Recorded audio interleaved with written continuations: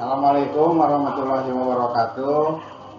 Anak-anak, marilah kita materi berikutnya, yaitu sosialisasi tentang cara-cara masuk SNPTN 2022. Perlu diketahui bahwa masuk SNPTN 2002 itu ada beberapa jalur. Ini kita hindari aja. Nah, pola penerimaan mahasiswa baru program sarjana pada PTN tahun 2022. Ini yang tahun 2022, yang 2023 memang belum muncul. Yang pertama itu jalurnya adalah SNPTN.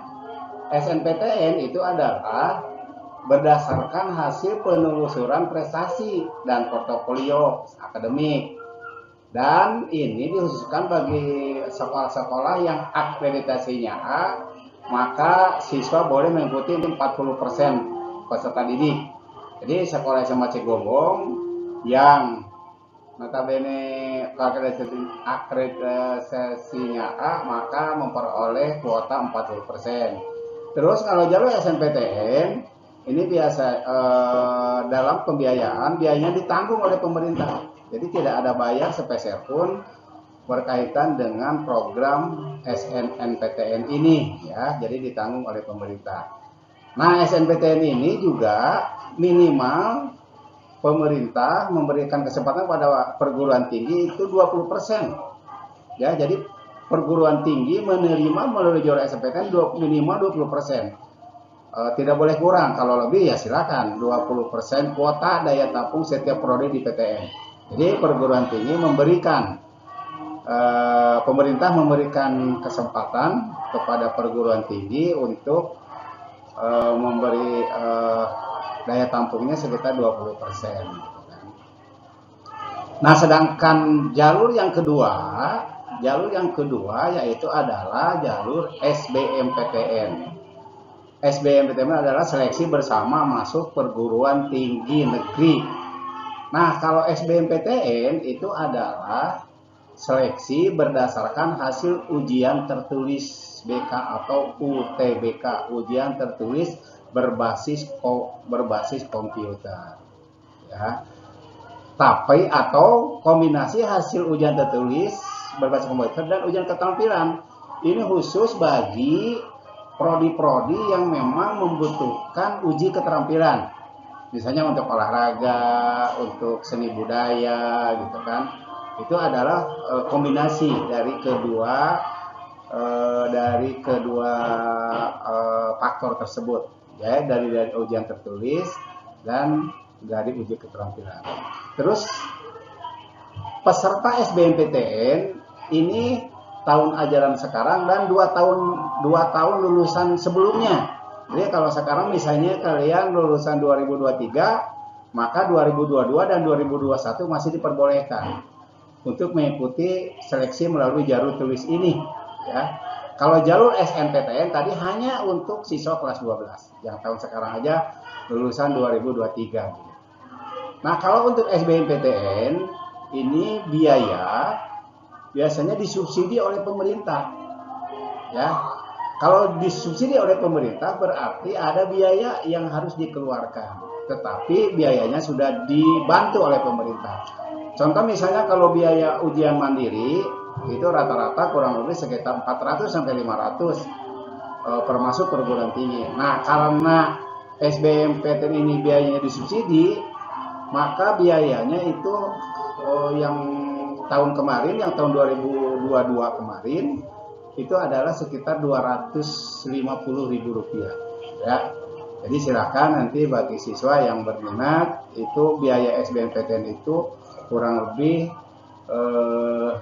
setengah dari biaya mandiri, atau kurang lebih sekitar 200 sampai 250. Nah, kuota untuk SBMPTN ini pemerintah menetapkan minimal 40% kuota daya tampung setiap prodi di PTN.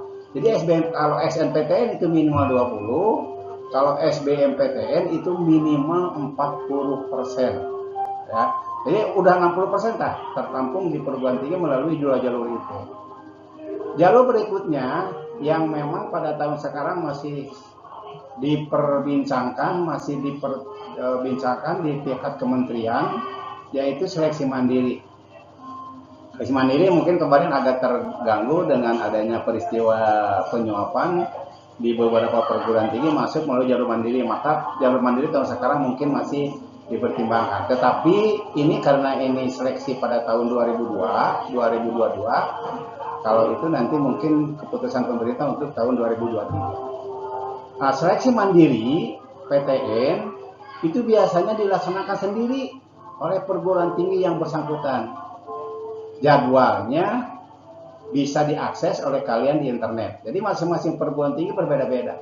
Ada yang lebih cepat, ada yang lebih lambat, ada yang pakai UTBK, ada yang pakai tes sendiri, ada yang dan lain sebagainya. Itu semuanya menjadi hak prerogatif atau otonomi dari perguruan tinggi yang bersangkutan. Nah, kalau seleksi mandiri ini biasanya biayanya dibebankan kepada peserta seluruhnya. Makanya saya bilang kalau biaya mandiri, biaya pendaftarannya jauh lebih banyak. Ya, bisa sampai 500, bisa sampai 1 juta. Contoh misalnya di UGM melalui jalur seleksi masuk UGM, itu biaya mandiri bisa sampai 1 juta. Apabila memang memilih prodinya lebih dari 4 atau sampai 5 prodi, silakan. Kalau satu prodi biasanya ya 400 sampai 500 lah gitu kan. Terus seleksi diterima melalui jalur mandiri ini ya, itu minimal 20% daya tampung setiap perguruan tinggi. Jadi minimalnya 20%. Karena ini kalau kita jumlahkan minimal SNPTN 20%, kuota SBMPTN 40%, minimal mandiri 20%, ya kan Pak jadi 80%. Iya, kan itu minimal. Jadi bisa saja perguruan tinggi untuk seleksi mandiri bisa jadi 40%. Ya, bisa jadi karena minimalnya 20%. Jadi ini sengaja pemerintah memberikan batasan minimal agar supaya memang perguruan tinggi tersebut memiliki ruang untuk lebih mengatur. Kira-kira SNPTN boleh lebih dari 20%, misalnya kayak IPB itu biasanya lebih sedikit. SBMPTN biasanya juga ada yang lebih, mandiri tergantung. Yang jelas peraturan ini memberikan batas minimal sehingga nanti bisa diatur ininya oleh pemerintah.